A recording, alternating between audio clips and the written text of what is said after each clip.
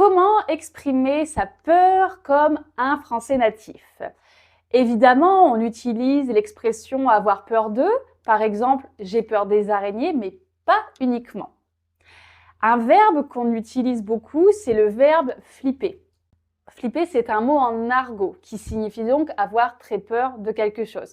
Par exemple, demain, j'ai un examen de mathématiques, je flippe à mort. Ou encore, j'ai regardé le film L'Exorciste, c'était flippant. Alors attention, il n'y a pas tous les Français qui utilisent ce mot, c'est plutôt réservé en général aux jeunes. C'est assez rare de voir des personnes de plus de 50 ans dire « je flippe », mais c'est possible évidemment. Ensuite, on a l'expression « avoir les jetons » ou « avoir les jetons ». La prononciation dépend un peu des Français. Alors, qu'est-ce qu'un jeton? C'est ça.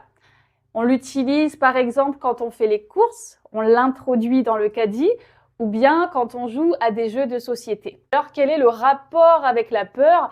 Eh bien, cette expression remonterait apparemment au 19e siècle, quand on avait l'habitude de jouer à certains jeux. Les jetons représentaient la mise, et quand on perdait les jetons, ça signifiait qu'on perdait de l'argent, et on avait ce sentiment un peu anxiogène, ce sentiment de peur. Donc, l'expression « avoir les jetons » viendrait d'ici. Un exemple, j'ai entendu un bruit étrange, j'ai eu les jetons. Il y a aussi l'expression « avoir les foies ». Alors, cette expression, on ne l'utilise plus beaucoup maintenant, mais elle existe. Avoir les foies qui signifie avoir très peur.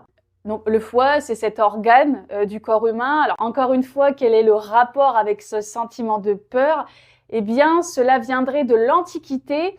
En fait, chez les Grecs et les Romains, on pensait que le foie était l'organe associé au sentiment. Donc, le courage ou la peur. Et donc, quand on avait un grand foie, cela signifiait être courageux, être brave, tandis qu'un foie faible était plutôt associé à la peur. La prochaine expression, avoir la trouille.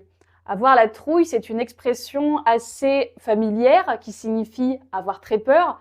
Par exemple, moi, j'ai la trouille des serpents. Le mot trouille vient de l'ancien français, trouiller, qui signifie se sentir mal, donc un sentiment qu'on ressent quand on a peur.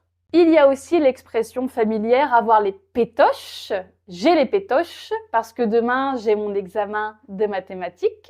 Et enfin, il y a l'expression avoir la chair de poule. La chair de poule, vous savez, ça fait référence aux animaux quand ils ont les poils ou les plumes qui se hérissent. Et ce réflexe est souvent causé par la peur ou le froid. Bien sûr, chez les humains aussi, il y a cette sensation, quand on a peur, on a les poils qui se hérissent. Donc ça, c'est avoir la chair de poule. Moi, aujourd'hui, j'ai eu la trouille. Mon chien s'est enfui pendant 1 heure et j'ai vraiment flippé qu'il lui arrive quelque chose. Et toi, raconte-moi un moment où tu as eu la frousse. Voilà, c'est tout pour aujourd'hui. Si tu as aimé la vidéo, tu peux mettre un petit like. Si tu as une question, n'hésite pas à la poser dans les commentaires. En attendant, je te souhaite une super bonne journée et à très bientôt!